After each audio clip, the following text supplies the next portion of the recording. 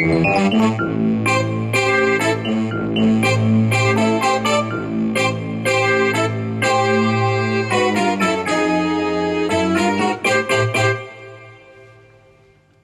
everybody, and welcome to another Spotlight edition of the Frank and Stan chat. In fact, this is Spotlight number 18, and I'm delighted to say that we're joined today by Rosie Clayton. Hello, Rosie.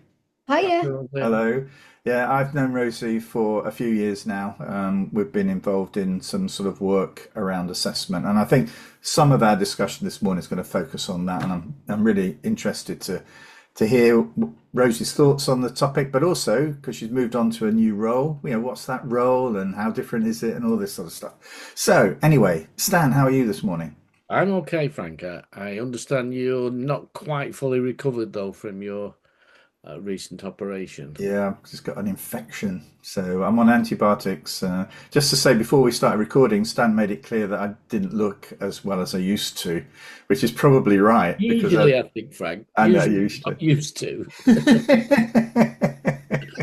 And but actually, Stan's been keeping me amused with his work refitting a pizza shop.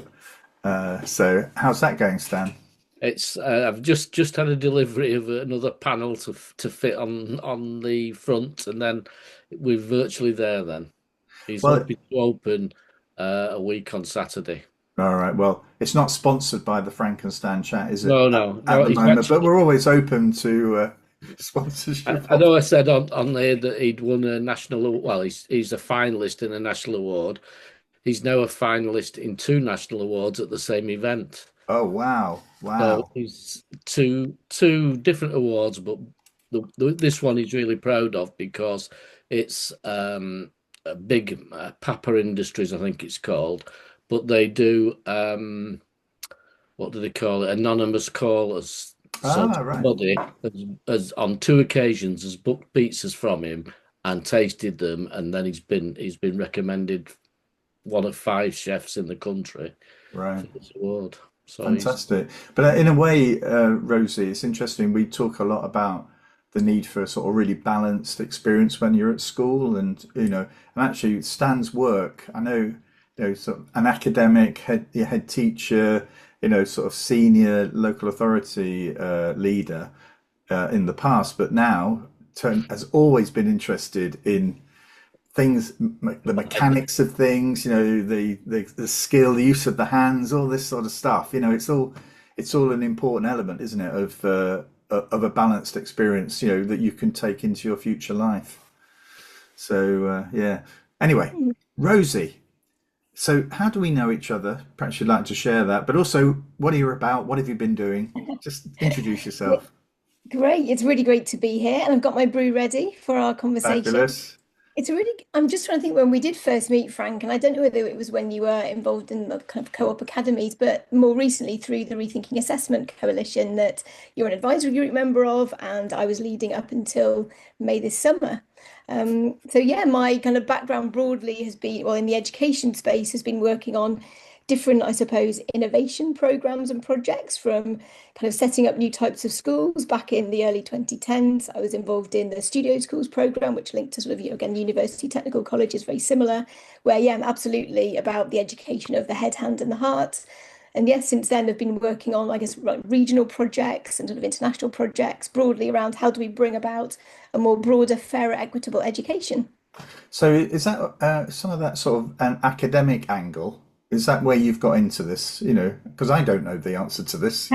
I just enjoy meeting you now and again and having a coffee with you and chatting through things. But Yes, I mean, some of the programs have been, I guess, kind of research academic based, but mainly it's been getting my hands dirty and working with school and college leaders and others to actually kind of set up new types of programs, provision, evaluate, roll out new kind of digital initiatives, that kind of thing. so in terms of that studio school work, then, were you starting to get a sense of the assessment, the national assessment system, working against some of the students that were attending some of these studio schools? I'm trying to sort of connect that work into what you later did. Take us on that journey. That's a great bit of connecting. And something I try and do in my own mind a lot. How does this all sort of weave together? But yeah, absolutely. I mean, the studio school model was designed around, I guess, partly a project-based curriculum, skills being absolutely kind of essential to the instructional model, as well as academic excellence, and every learner having their own kind of learning coach and personal coaching as well, and spending a lot of time in industry. So working with employers and going on regular work placements from the age of about 14. And yeah, we had, every student built, I guess, a graduate profile or a set of, I guess, materials which showed their full attributes. So what they were about more than just the grades that they got. And I mean, I suppose that was at the beginning of the most recent set of reforms, but certainly there were capabilities and skills that weren't recognized, at that point. And, we have an assessment system that I guess measures and values a very narrow set of capabilities. And we were trying to broaden what counts as learning and what counts as success in that context. So in a way, I mean, because it's interesting, I think you said 2010, that coincided with a coalition government, didn't it, coming into Yeah. power, and things sort of shifted. Were you conscious of the fact when you're involved in the studio school project that gradually this sort of approach was losing favour, or was it that actually the focus became much more on something else, and that this got overtaken by other events? Yeah, probably wasn't conscious at the beginning of it because actually the beginning of those reforms, you had the free schools program. So Yeah. innovations like studio schools and UTCs existed under that guise, and there was a real, I guess, momentum around bringing about different forms of education provision that were kind of community rooted. And certainly there wasn't the kind of, I suppose, maybe this is part of a just more disjointedness in government policy, but I think the accountability system was more what caused some of those models to suffer. But Hmm. no, certainly a lot of I mean, I guess the qualifications offered in studio schools and UCCs were a mix of things like GCSEs and BTECs and other sort of more industry focused qualifications. So there seemed probably was more flexibility back then than there is now. But then, having said that, right now you've got most of the awarding bodies now building out and innovating in qualifications. So that's quite interesting. Yes, yeah, yeah. So, yeah, I'm just thinking about then rethinking assessment. Did that come as part of your studio school work, or was that after that? I'm trying to That was get it. about maybe 5 to 6 years later. Certainly, a motivation for me to get involved in it was that very first experience in the education sector. But yeah, the kind of rethinking assessment and movement and coalition was born out of the pandemic in 2020, bringing together, school, college leaders, businesses, academics, politicians, the whole kind of raw, a union representatives, a whole spectrum of people to think about, how do we first start, I guess, seeding a national dialogue about the future of assessment and, what we should be kind of thinking about, but also starting to pilot and practice new ideas on the ground, thinking 5 to 10 years down the line, what does our assessment system need to look like? And then how does that connect to curriculum and and everything else? Yeah, What sort of innovation did that start to spark? And we may not have seen it yet. I appreciate that. But Yeah, well, we did lots of different sort of small scale action research pilots with schools, some of which are still ongoing. So the sort of centerpiece of the idea, actually, this does connect quite a lot back to the studio school experience yes, with it the does. idea of every young person leaving school with a digital learner profile or something that they actually build throughout their whole journey in education, that essentially pulls together different aspects of their kind of qualifications and formal achievements, but also other elements, sort of informal, kind of validated achievements, things like project qualifications that they might have done, references to who they are as a learner and what drives them and what motivates them, and also recognition of skills and capabilities as well. So, and within that, we trialed out lots of different ways of, say, assessing or evidencing skills, trying different forms of project qualifications. That's something that's going on quite a lot at the moment. Different ways for learners to reflect on their own achievements and talk about themselves and build that sort of language of learning. So, yeah, I think the learner profile concept kind of pulled together a lot of the different things we were trialing out at that time. Yeah, I think also there was, because something I'm interested, particularly at the moment, is around community. There's been a lot of work on place stuff, isn't it? Place-based work. But actually, the learner profile lends itself really nicely to finding ways in which young people can demonstrate the positive impact they've had on their immediate community. And I'm experiencing this. I won't mention the person's name, but there's somebody I know who has gone done their A levels, done their degree, and are now struggling to find a opportunity because literally they have not done sufficient outside of the academic work.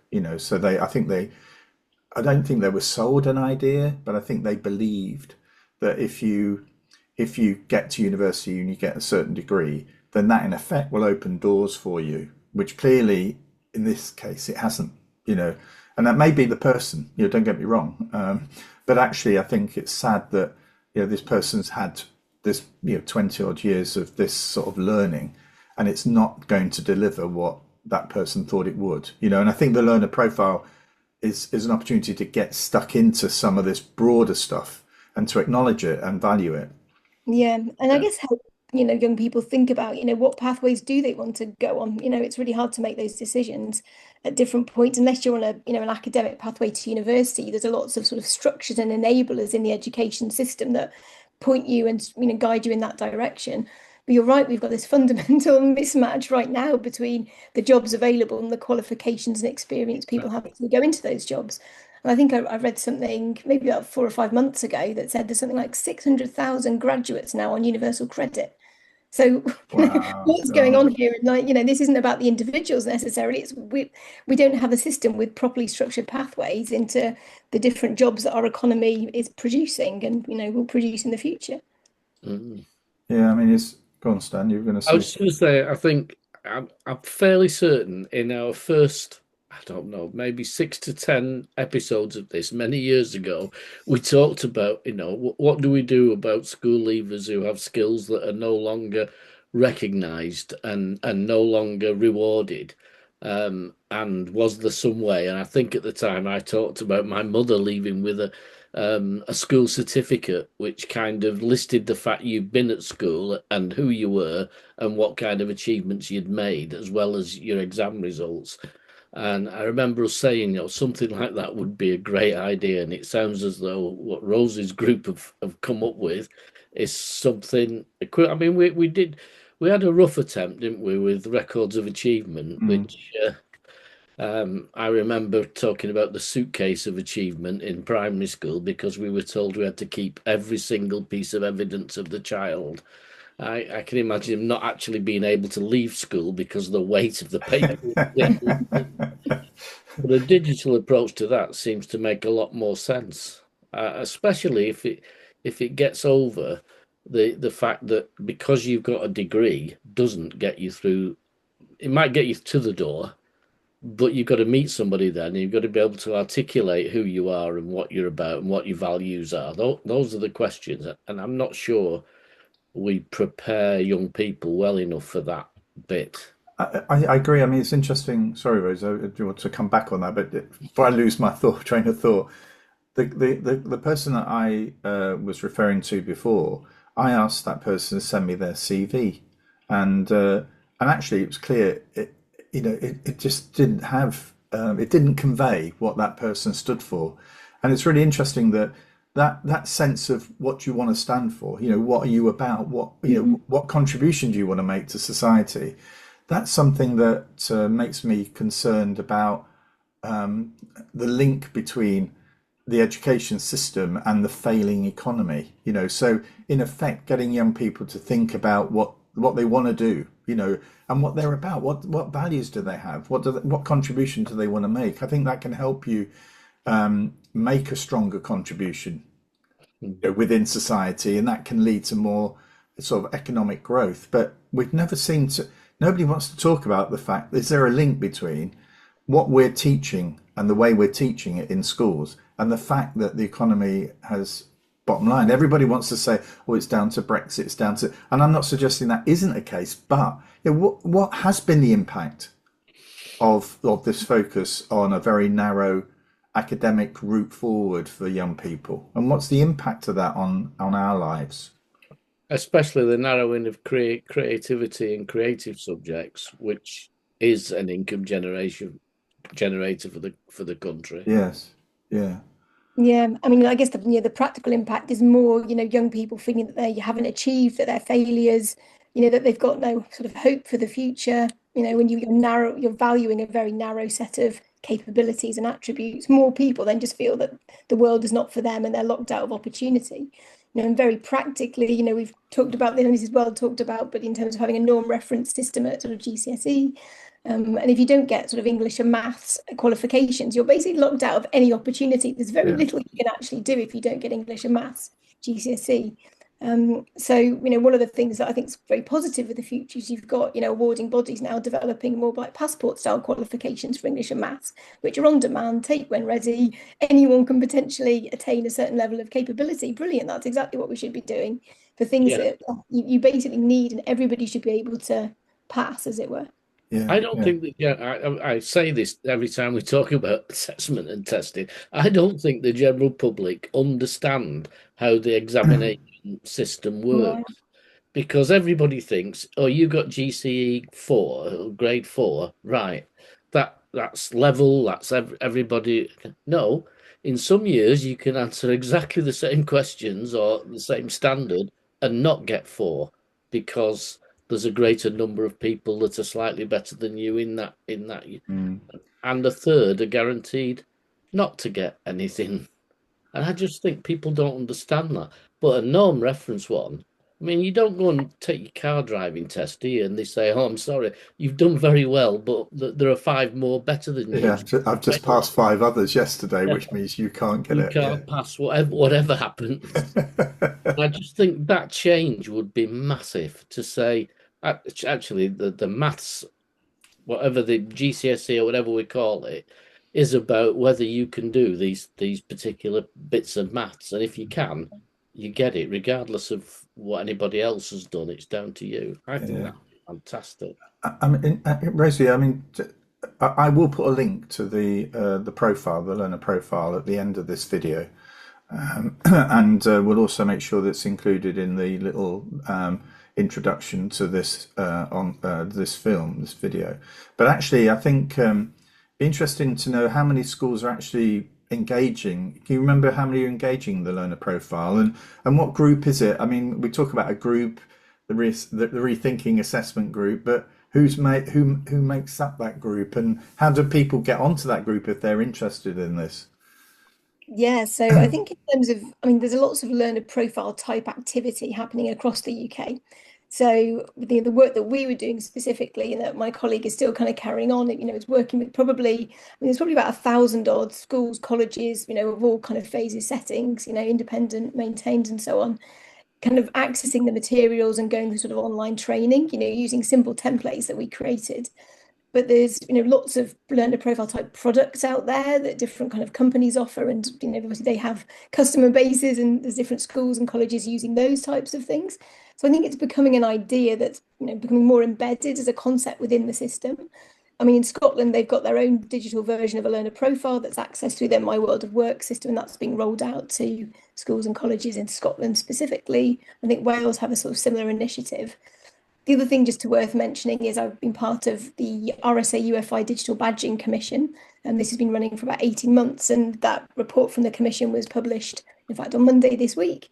And one of their recommendations is for a national digital skills wallet. So similar to a profile concept where, as well as your qualifications, that, now actually every young person at 16 can access their GCSEs, BTECs and so on in an app. But alongside that, you then have digital credentials, digital badges that recognize different skills that you have as well, and capabilities. So again, trying to bring the idea of recognizing skills in a more, I guess, semi-formal capacity into mainstream thinking. So that's worth checking out as well, maybe putting a link in.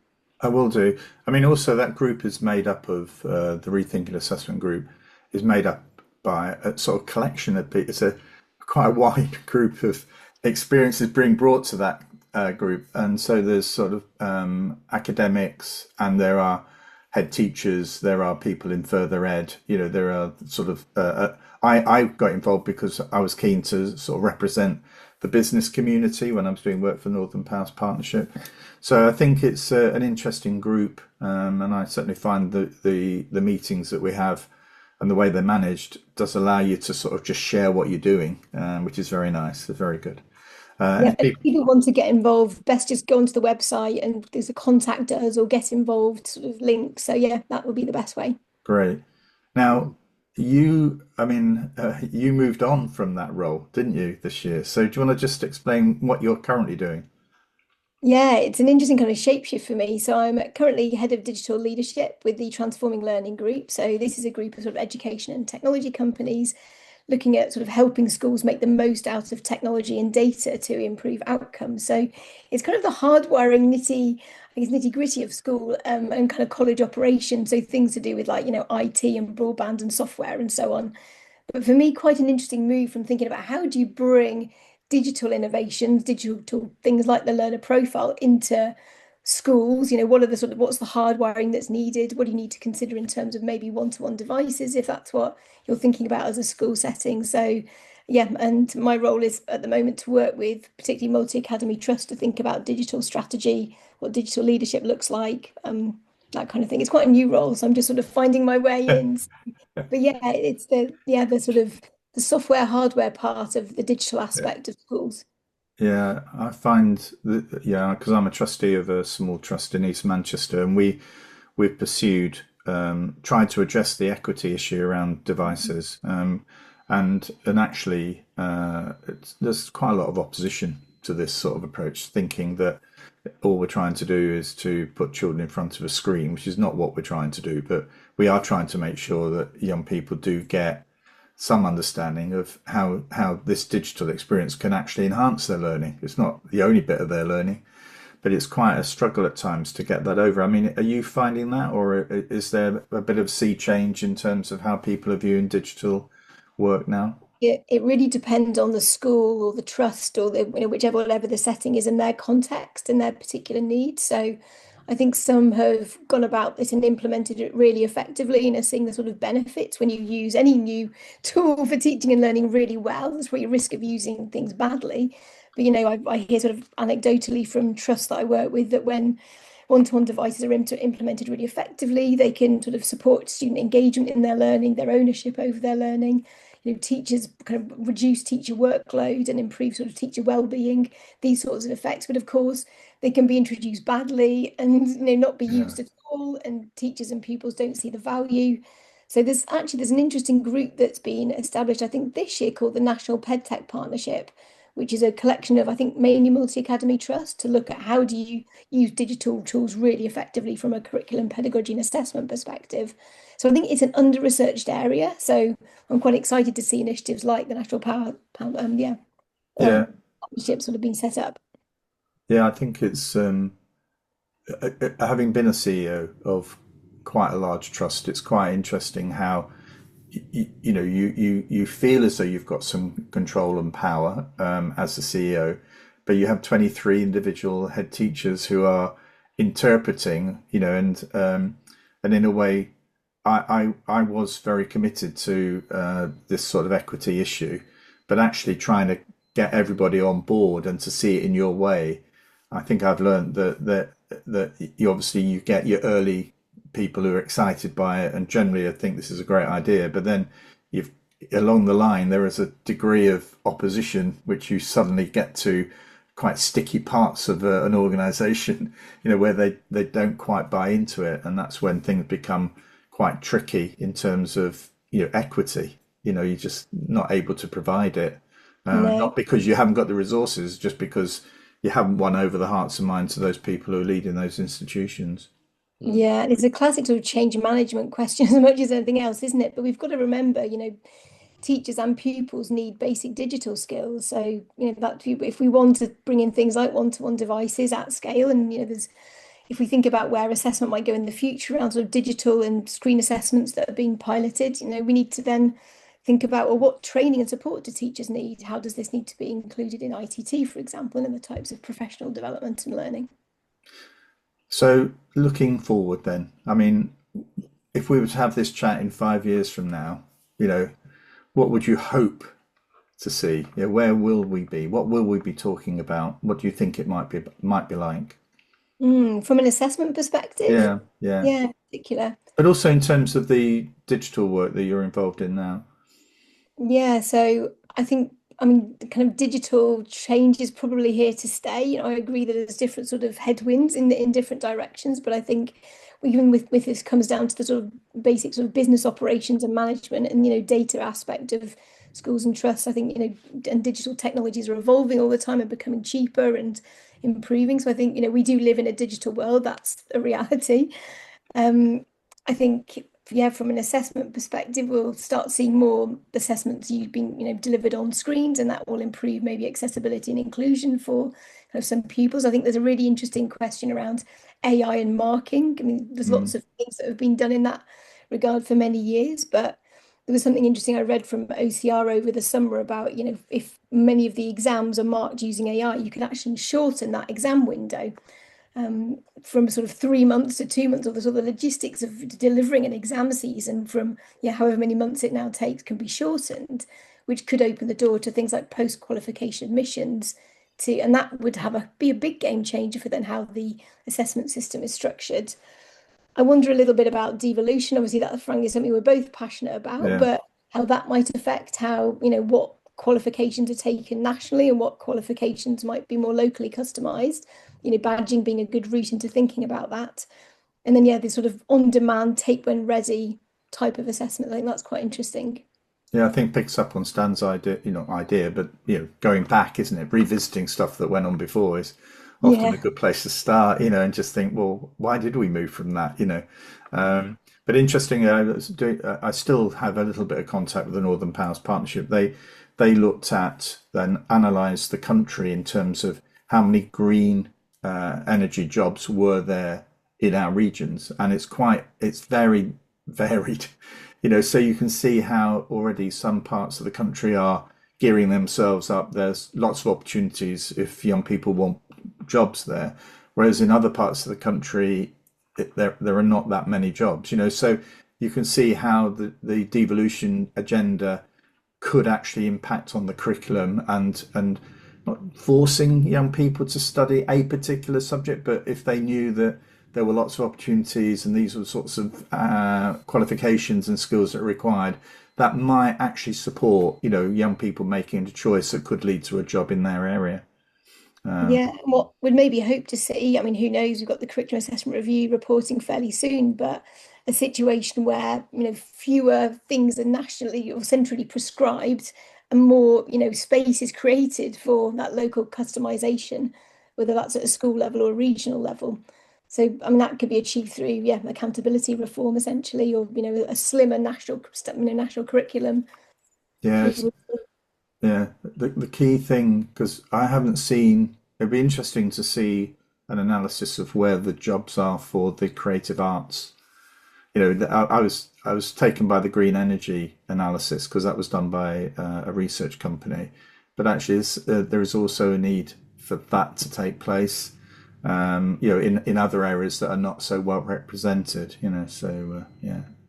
Let's Okay. hope, I mean, this won't happen, but let's hope we stop getting to having a situation where every year, we have employers saying we can't find people to fill vacancies. We haven't got the skills we need. I mean, I've heard this mantra for about 15 years, and you Yes. can go longer. But, when does this stop? Or does it? I don't know. I Well, suppose it stops when the world of education, and I mean that on a political stance, actually listens yeah. and says, "So what do you want? What do we need to do with our young people to give them that access?" Because at the moment, I think we're still wearing blinkers, saying university, get to university, Mm. and then worry about the future once you've done those 3 years at uni. Yeah, I think there's been some messaging from government to try and shift that thinking, Yeah. hasn't there? Into um, you a greater emphasis on vocational. But I think you're right, Stan. Still, it's hardwired into quite a lot of families, as well, and that's playing out here. Absolutely. I mean, Ken Robinson said, if to be a success in education, you have to end up as a university professor. Otherwise, you've not actually been successful. Yeah. Well, And I wonder if figures around debt and then the number of graduates on universal credit might start yeah, to shift that Yeah. mindset. yeah. Well, thank you, Rosie, for your time this Thanks, morning. Rosie. Yeah, really interesting. And you covered some areas that we've not covered on these chats before. So thank you for your your new insight. And I look forward to meeting you when we've arranged that coffee, and to sort of chat about how we put the world to rights, because that tends to be what we end up doing. So, but thank you very much for your time, and for everybody, we have another Frank and Stan chat next week, before we have our half-term break. So look forward to catching up with you all then, and until then, goodbye. Bye.